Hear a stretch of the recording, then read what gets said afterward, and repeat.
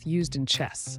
Chess, often called the game of kings, is a strategic sport that heavily relies on mathematical principles to analyze moves, plan strategies, and anticipate outcomes. Let's explore the role of math in chess. Chess uses math in probability and combinatorics. Chess involves countless move combinations.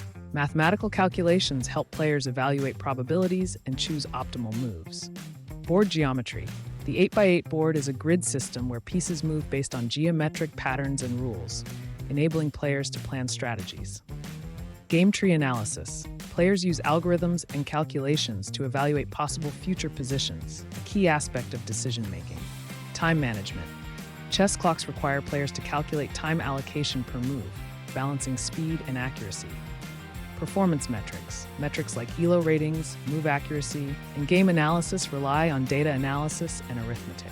Mathematical principles applied, combinatorics for move evaluation, geometry for board navigation, algorithms for decision-making. Math in chess sharpens strategic thinking, making it a mental game of logic and precision.